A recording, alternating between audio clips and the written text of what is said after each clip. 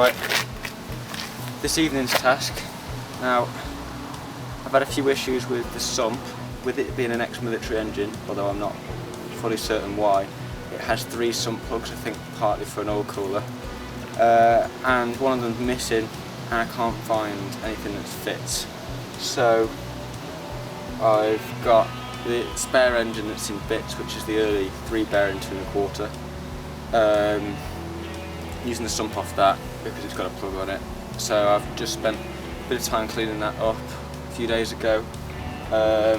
Also getting the clutch stuff ready. Did an order of bits a couple of days ago and then realised I missed some stuff off.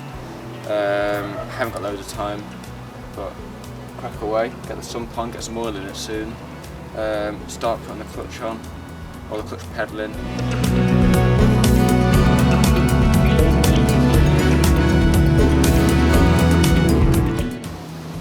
Right, so when I took the sump off, it was held by about 4 or 5 bolts, not the 20, 22 that it should be.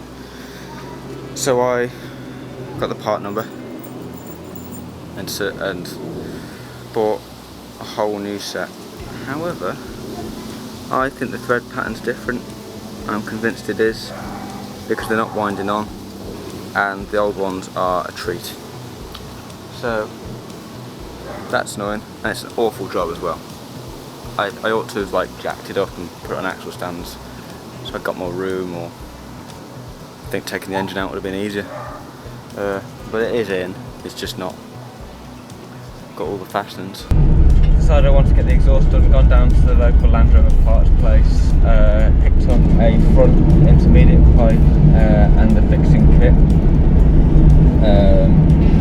And I have picked up from my grandparents just been out to Denmark to see some friends, and they're getting rid of a load of rear pipes, 2 of which are stainless. So I've got a stainless one on the back. I've also got a steering box, a Series 3 steering box from my granddad that he had in the garage, which was for his 80 build, but he's got a Series 1 on it now.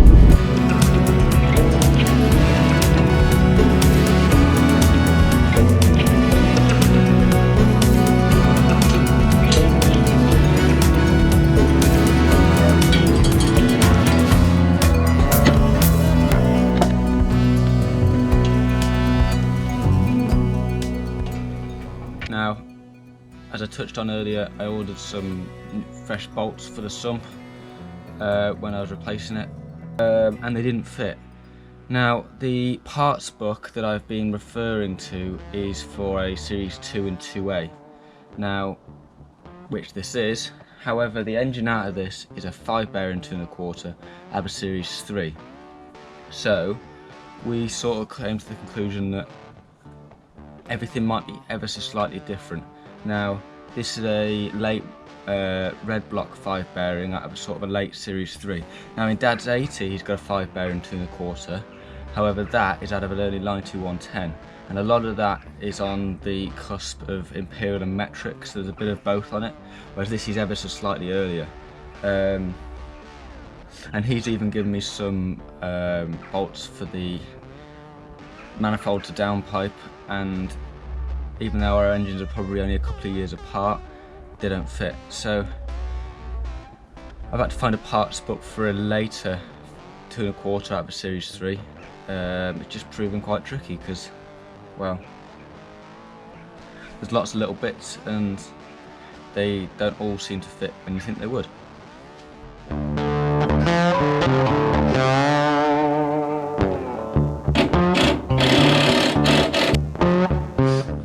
I do have an early 2A wheel, the 3-spoke with the 4 spokes on each spoke wheel, but this is a Series 3 steering box, not a 2A, so the splines are different, so it don't fit. It's not connected to anything, but so it's sort of just in the way. At least it looks cool. Still got to get all the little bits for the steering column at this end, because I've only got one bit, or at least I think I have. No, it's not a massive deal, and it's not even connected in, but I do have a steering wheel, and I reckon that's quite significant in terms of build progress. That'd be quite a familiar position, really.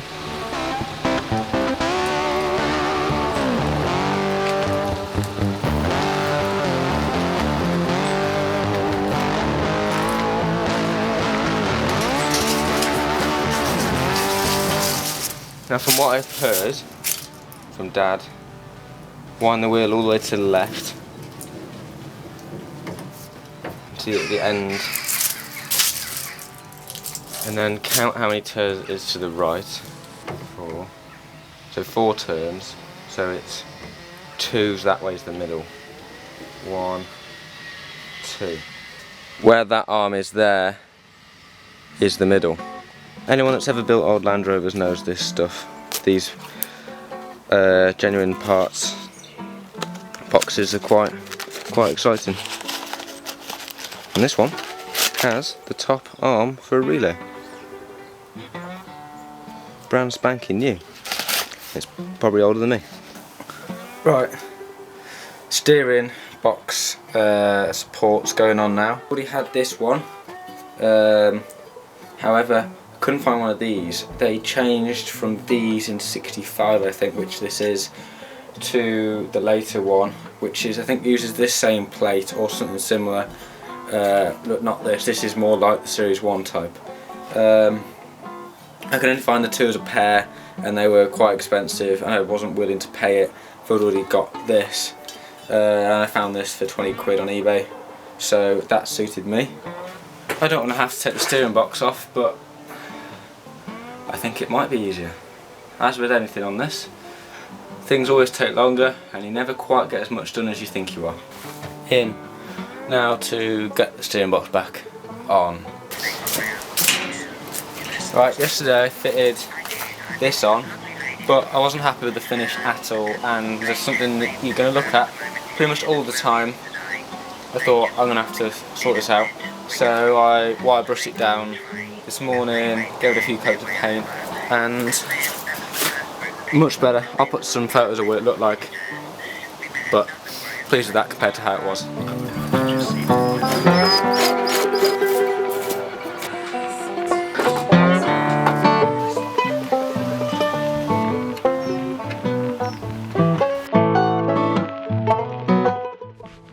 Update, I got the steering box back in. Once it was hard mounted, it became apparent there was some play in the top bearing. Now it's too much that you can live with it, and it's going to bug me.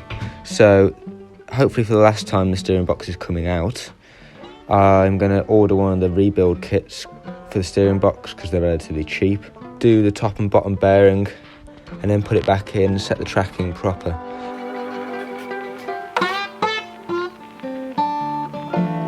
I've been concentrating here. I'll put a few photos up.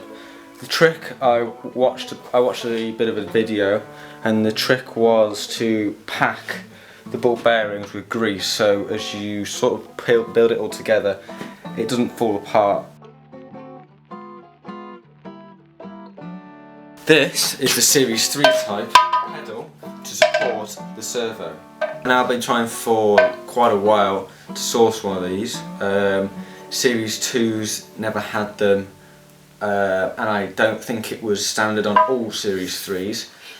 So those that have got them have kept them, and any going spare gets snapped up pretty quick, so they haven't been, I've only seen a couple for sale, and I wanted one as it's a pretty good upgrade. Because of this pedal with servo, which is Series 3 thing, I think it might have been on 1 ton 109s, but they're different altogether. The bulkhead on Series 2 does not have the big cutout for the pedal, it's got a standard one. So that's something I have to do, so I've masked it off. I've also got to take that off because the pedal tower won't go all the way up with this there. I've also put a different servo on it because the servo that was on it was about 9 inches and clashed with the clutch. So I've just put the standard one on, which fits really well.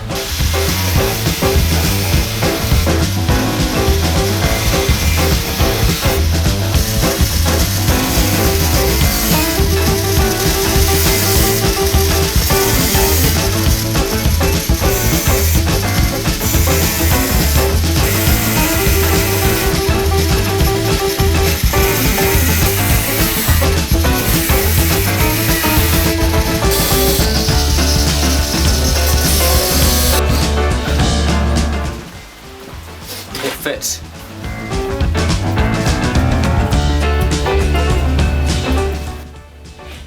I've finished off the pedals, made a gasket for each pedal where it goes to the bulkhead footwell, and I've also done one here. Got the servo on.